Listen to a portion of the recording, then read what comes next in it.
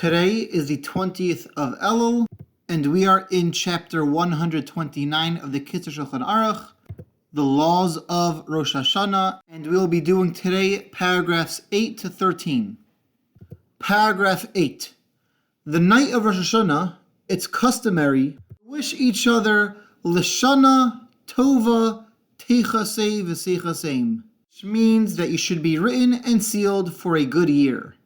Now the problem is that anybody that ever studied Hebrew, in English you could say the same thing to anyone, to a man, to a lady, to one person, to a few people, but in Hebrew there's different forms of the words. When you say the word you, if you're speaking to a man, you'll say it differently, a different form of it than if you're speaking to a lady. If you're speaking to a single person, you'll say there's a different form than if you're speaking to a group of people.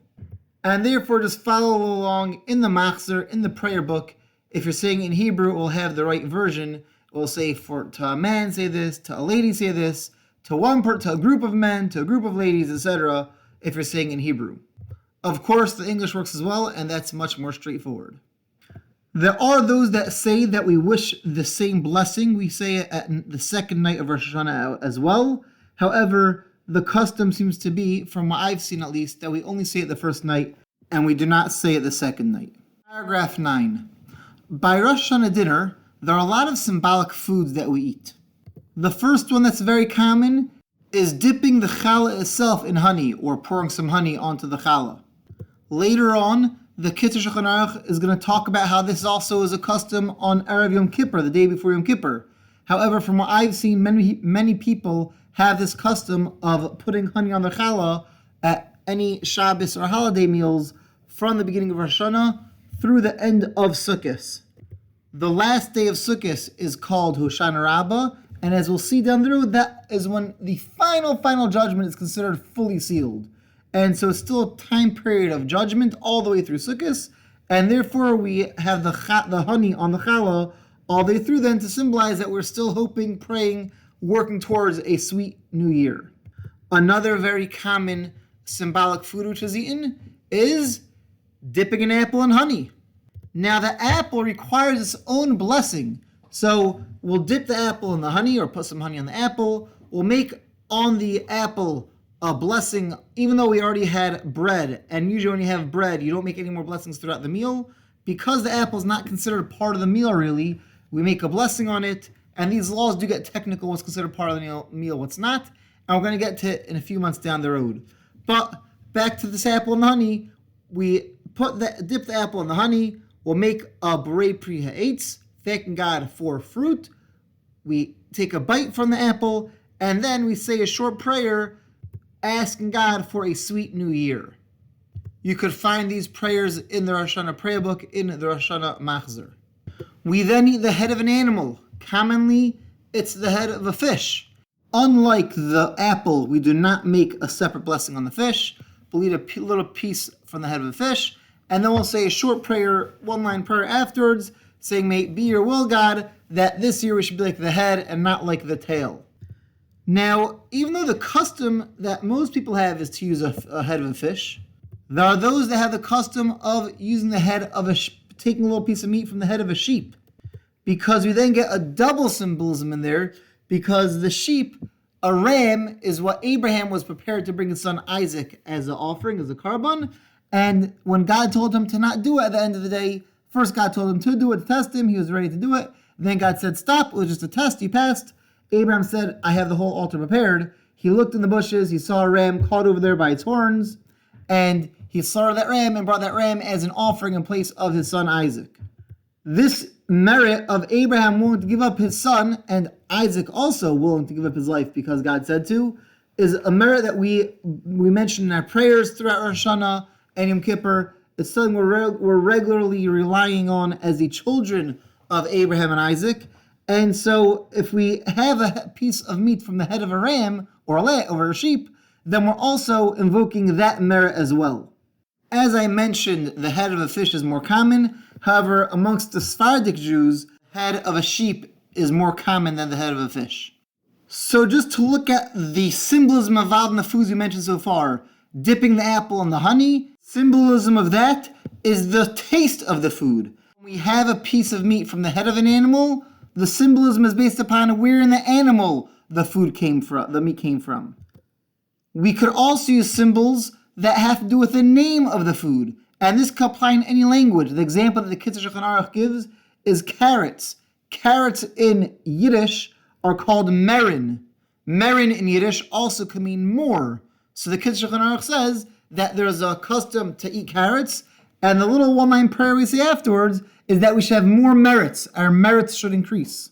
When I heard a class from Rabbi Heinemann, a rabbi in Baltimore, about this idea, he pointed out also, if Yiddish works, it could be in English also. An example he gave of using a prayer, a food in English, which we could tie a prayer into the name of the food, is he'd say you take some celery, take half of a raisin, and you eat it together, and then you say afterwards, may be or will God, that we should have a raise, for half of a raisin, say have a raise in our salary, and that's what the celery is. Again, these sounds like these puns, these word games with the names of the food, but that's how it works on Rosh Hashanah night. Every little thing we do, we turn into a prayer. Later on, people used to add on to that, that food of Rabbi Heinemann of having the half a raisin with the celery. People would add on a fig to say we should have raisin salary in the high figures.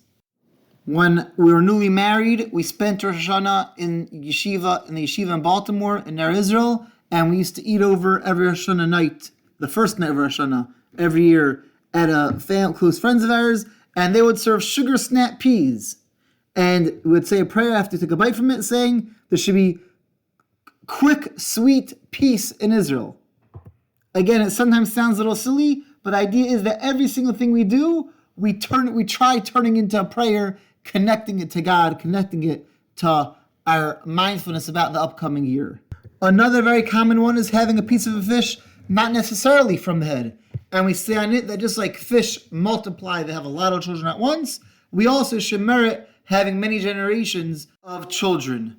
Another common one is having pomegranate seeds, and saying that just like there are so many seeds in a pomegranate, we should have so many merits as we approach the upcoming year and face the judgment for the upcoming year.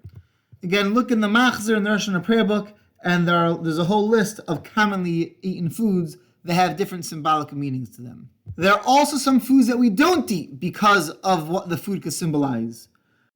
First of all, the Kitzur Shulchan Aruch mentions that we don't have vinegary foods or sour-tasting foods because we don't want a sour year.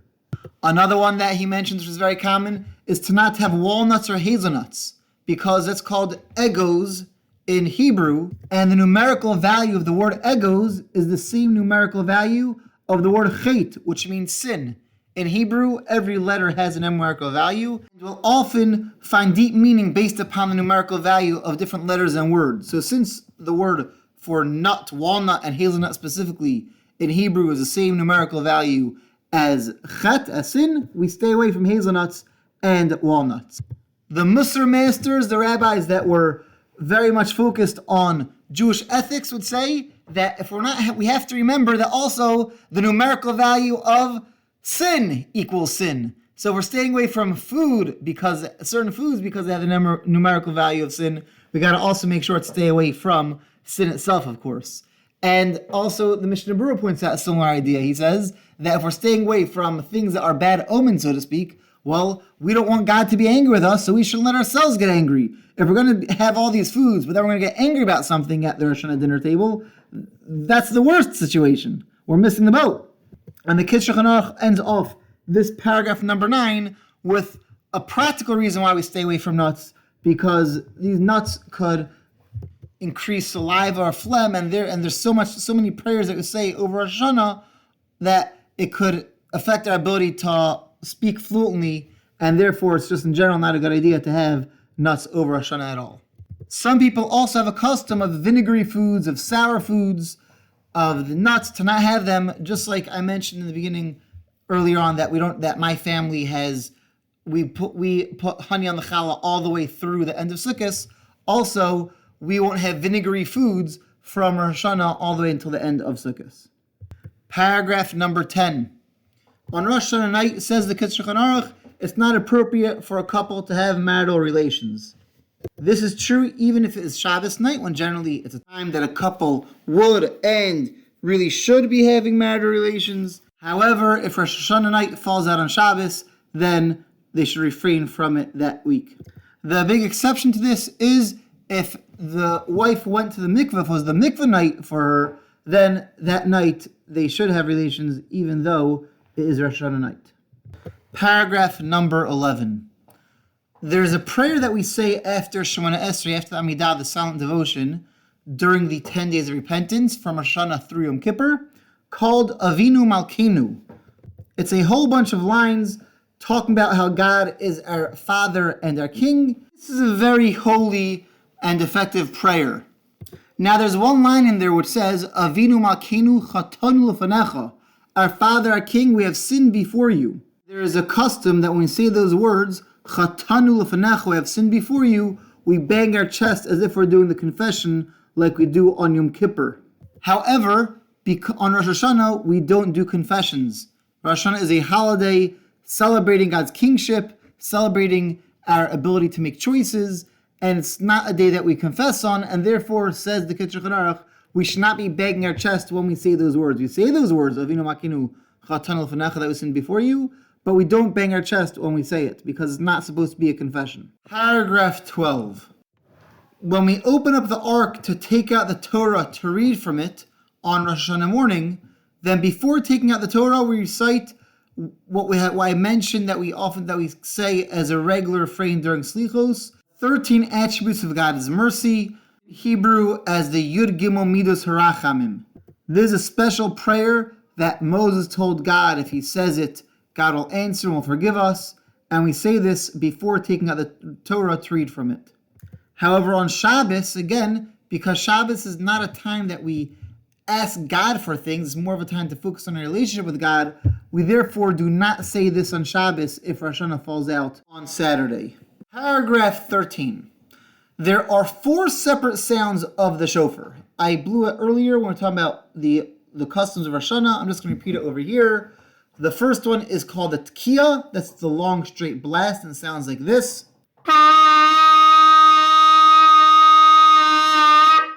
The next one is called Shvarim. That's 3 shorter blasts, and that sounds like this. The next one is called the Trua. That's 9 broken sounds. That sounds like this. At least 9.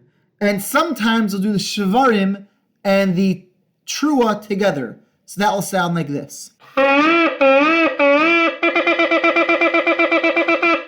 the Trua, the 9 broken, very short blasts, is 9 very short sounds. For the Shvarim blast, each of those 3, the Shvarim is 3, I guess you could say medium-sized blasts. Each of those individual medium-sized blasts should equal 3 of the Trua staccato blasts.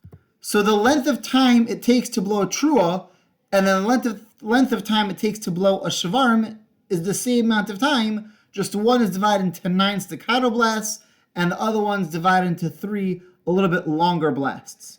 Now we blow a Tkiya, a very long blast, then we'll blow either a Shvarim blast, or a Trua blast, or a Shvarim Trua blast, and then we end off with a Tkiya again. And then we do that whole pattern again. A Tkiya, then one of those 3 middle ones, and then a Tkiya.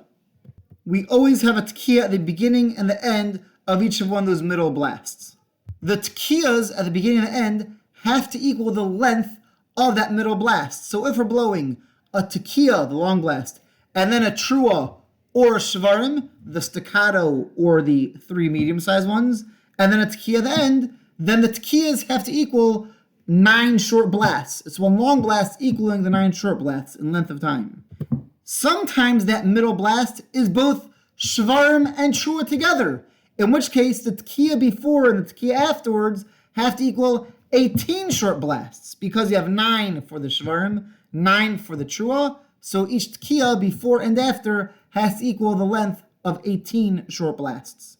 That's why you might notice by shofar blowing that the Tkiyas that are blown surrounding a Shvarim Trua are longer tkiyas than the tkiyas that are blown surrounding just a shvarim or a trua. If the tkiya is too short, if it doesn't equal the length of the middle sound, then the shofar blower has to repeat that whole pattern.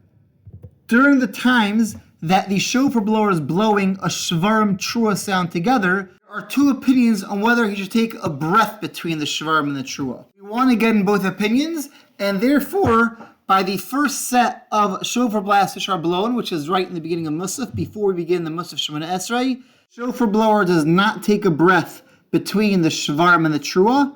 However, by the shofar blasts that are blown during the Chazin's repetition of the Shemona Esrei, the shofar blower does take a quick breath between the shvarim and the trua when he's blowing a shvarim trua sound. You might notice that the makri, the one calling out the sounds, also should match his breaths to what the shofar blower's breaths should be, in order to illustrate to the shofar blower whether there's one or two breaths by that shofar blast. I'm sorry today was a bit lengthy and got a bit technical with the shofar blasts, but this concludes today's lesson in Kitzur Shulchan Aruch. Have a great day and see you tomorrow.